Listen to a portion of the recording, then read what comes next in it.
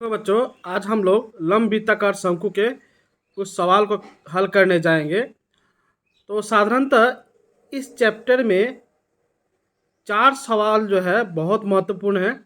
अक्सर वह आते हैं, लेकिन 2023 के माध्यमिक परीक्षा में इस बार शंकु से सवाल आ चुके हैं। शायद ही 2024 में शंकु से सवाल आए। इस बार 2024 में जो शंकु के जो शॉर्ट क्वेश्चन जो है उससे क्या मतलब सवाल होने की ज़्यादा चांसेस है। तब भी मैं आप लोगों को मार्क कर देता हूँ कौन सा सवाल जो बहुत इंपॉर्टेंट है, जो अक्सर आते हैं। पहला देखिए, आपके किताब का पेज 226 में प्रयोग 12, चूँकि ये उदाहरण में है, ये कर दिया गया है इसलिए सवाल को नहीं करवाएंगे। और आपके जो एक्सरसाइज में जो है वो 227 पेज में 5 नंबर, 6 नंबर और 10 नंबर, ये बहुत महत्वपूर्ण सवाल है जो अक्सर माध्यमिक परीक्षा में आते हैं। तो ये 3 सवाल को मैं कराने जा रहा हूँ। ये सवाल, किसी लंब वृत्ताकार शंकु का आयतन 100 पाई घन सेंटीमीटर एवं ऊंचाई 12 सेंटीमीटर होने से शंकु की तिर्यक ऊंचाई ज्ञात करें। यहाँ पे देखिएगा, जो हमारा संख्या के बाद अगर मान लीजिए जो इकाई है उससे भी हम पता लगा सकते हैं जो ये ज्यामितिक आकार का क्या चीज़ है। जैसे देखिए यहाँ पे देखिए 100 पाई घन सेंटीमीटर, जब भी घन युक्त रहेगा वो उस घन वस्तु का आयतन होगा, याद रखिएगा। यहाँ हालांकि कह दिया है शंकु का आयतन 100 पाई घन सेंटीमीटर है, लेकिन कोई सवाल में आपको ये आयतन नहीं करके उसको घुमा के आपको कुछ सवाल रहेंगे जिसमें भी अगर देखेंगे घन सेंटीमीटर है, इसका मतलब वो आयतन है, अगर आयतन नहीं लिखा भी रहेगा तो। अब आइए यहाँ पे देखिए, ये एक शंकु है। इस शंकु की जो ऊंचाई जो है, ये ऊंचाई जो है ये 12 सेंटीमीटर है। आपको ये तिर्यक ऊंचाई आपको ज्ञात करनी है। तो ये तिर्यक ऊंचाई के लिए हम लोग का अर्धव्यास की जरूरत है। क्योंकि यहाँ पे देखिए जब अर्धव्यास नहीं दिया गया है तो इसका मतलब जो ये आयतन है इसी में से हमको अर्धव्यास को निकालना होगा। तो यहाँ क्या क्या दिया गया है उसको हम लोग लिख लेते हैं। यहाँ लंब वृत्ताकार शंकु की ऊंचाई 12 सेंटीमीटर। अब प्रश्नानुसार लंब वृत्ताकार शंकु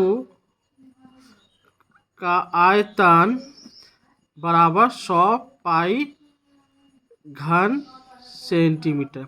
यहाँ पे देखिएगा, जब हम ये भाषा के रूप में जब लिखेंगे तब यहाँ पे जो संख्या मान के बाद जो इकाई होगा उसको शब्द में लिखेंगे, लेकिन जब इसको सूत्र में जब लिखेंगे, हम लोग क्या जानते हैं, लंब वृत्ताकार शंकु का आयतन क्या होता है, 1/3 आधार का क्षेत्रफल। आधार में क्या है, वृत्त का क्षेत्रफल क्या होता है, πr² इंटू ऊंचाई इक्वल 100 पाई। देखिए यहाँ पे अब हम इकाई लिखेंगे नहीं, जब इसको सूत्र में जब लिख देंगे तब इसको ये इकाई नहीं लिखेंगे। अब देखिए यहाँ पे एच तो हम पहले अच्छा ये देखिए, ये जो एच हम लोग पहले लिखेंगे, ये आर जो है तो यहाँ पे लिखेंगे आर बराबर शंकु का आधार का अर्धव्यास। अब देखिए ये पाई पाई कट गया, ये r² एच का मान हम 12 बैठा देते हैं और ये 3 को ये 100 से गुना कर देते हैं, तो ये हो गया 300। r² equal 300 bye 12। अब इसको काटते हैं, अगर 3 से काटेंगे ये 100 होगा, 3 से काटेंगे 4, 4 से इसको काट देंगे तो ये हो जाएगा 25। तो यहाँ r² इक्वल 25। हम लोग तिर्यक ऊंचाई के सूत्र क्या जानते हैं, तिर्यक ऊंचाई का वर्ग बराबर ऊंचाई का वर्ग जोड़ अर्धव्यास का वर्ग। अब इसी को हम लोग लिखते हैं L square equal H square plus R square. तो यहाँ एल जो है वो है शंकु का तिर्यक ऊंचाई। तो एल स्क्वायर एच का मान कितना है 12 पे स्क्वायर प्लस देखिए आर स्क्वायर का मान ही 25 है, तो यहाँ 25 बैठा दीजिए। तो ये एल स्क्वायर 12 का स्क्वायर 144 जोड़ 25 L square equal 169 L square √169, इसलिए एल का मान इसका वर्गमूल 13 होता है। तो शंकु का तिर्यक ऊंचाई बराबर 13 सेंटीमीटर। जब भाषा में लिखेंगे तब यहाँ इकाई लिखेंगे, समीकरण में कभी भी यहाँ पे कोई इकाई नहीं लिखा जाता है। उत्तर 13 सेंटीमीटर।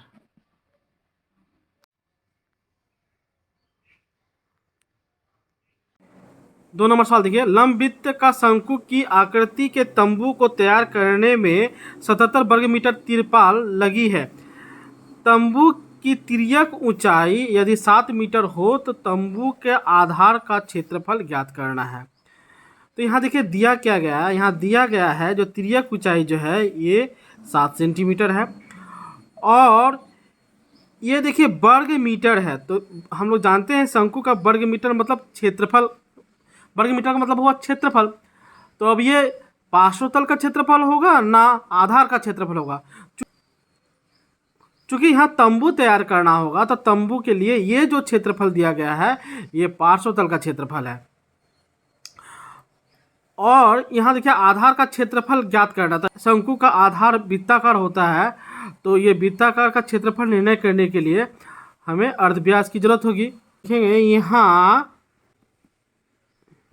शंकु के पार्श्व तल का क्षेत्रफल बराबर 77 वर्ग मीटर।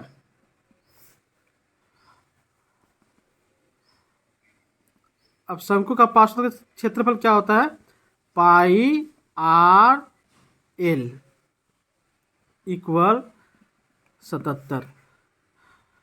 अब यहाँ पे अब देखिए ये आर जो है शंकु का अर्धव्यास और एल जो है शंकु का तिर्यक ऊंचाई है। तो यहाँ पाई का मान बैठाइए 22/7, आर हमको निकालना है। एल जो है तिर्यक ऊंचाई देखिए ये 7 सेंटीमीटर दे दिया गया है। तो ये 7 बराबर 77 यहाँ लिखिए एल इक्वल 7 मीटर। अब ये आर बराबर देखिए ये 7 और 7 कट जाएगा, तो ये 77/22 हर में आ जाएगा।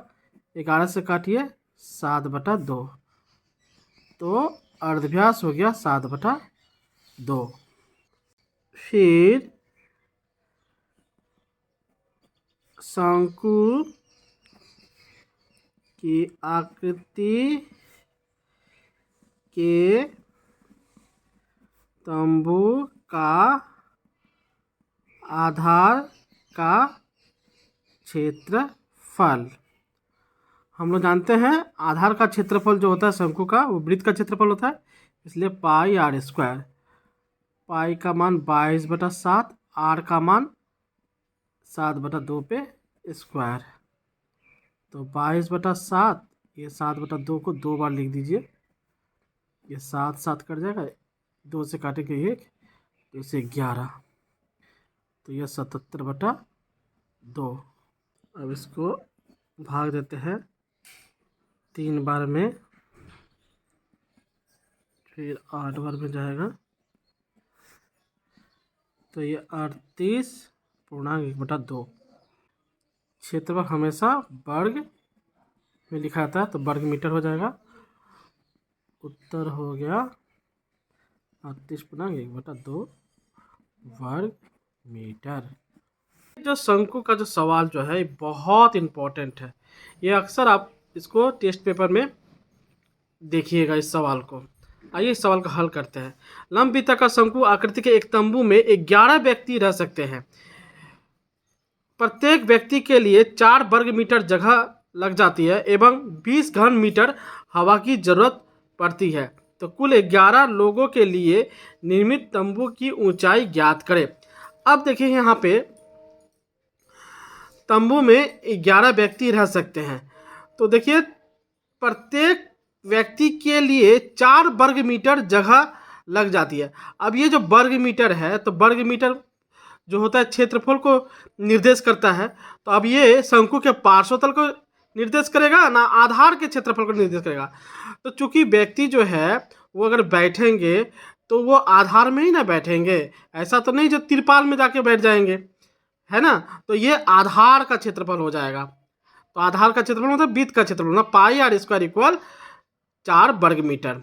अब देखिए यहाँ पे देखिए ये जो घन मीटर जो होता है, तो ये घन मीटर जो घन जो शब्द जो है इसका मतलब हो गया ये आयतन को निर्देश कर रहा है, ठीक है। तो यहाँ पे हम लोग को आधार का क्षेत्रफल और शंकु का आयतन जो है वो दिया गया है। ये यहाँ एक व्यक्ति के लिए 4 वर्ग मीटर जगह लग जाती है। तो यहाँ 11 व्यक्ति है, तो 11 व्यक्ति के लिए 4 गुना 11 वर्ग मीटर जगह लगेगा। तो यही तो है हमारा शंकु का आधार का क्षेत्रफल। अतः शंकु का आधार का क्षेत्रफल 4 गुना 11 वर्ग मीटर। तो ये जो शंकु का आधार का क्षेत्रफल को हम लोग सूत्र के आकार में लिख दिए πr² इक्वल 4 गुना 11। ये जो समीकरण हुआ इसके 1 नंबर दे दिए, और यार जो है शंकु का आधार का अर्धव्यास है। फिर देखिए एक व्यक्ति के लिए 20 घन मीटर हवा की जरूरत पड़ती है। तो यहाँ 11 व्यक्ति है, तो 11 व्यक्ति के लिए 20 गुना 11 घन मीटर हवा की जरूरत होगी। तो यही तो हमारा क्या है शंकु का आयतन। तो शंकु का आयतन बराबर 20 गुना 11 घन मीटर। इसी को हम लोग सूत्र में लिख देते हैं 1/3 πr² h बराबर 20 गुना 11। इसको 2 नंबर समीकरण देते हैं, और ये h जो है वह शंकु की ऊंचाई है, और यही शंकु की ऊंचाई को हम लोग को ज्ञात करना है। अब देखिए ये 2 नंबर को अगर हम 1 नंबर समीकरण से अगर भाग दे देते हैं, 2 नंबर समीकरण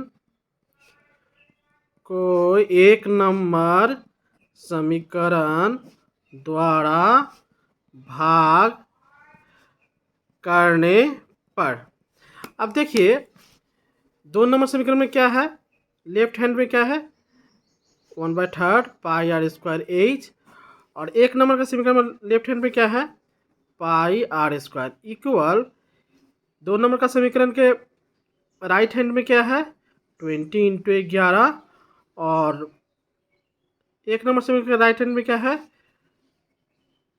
4 × 11।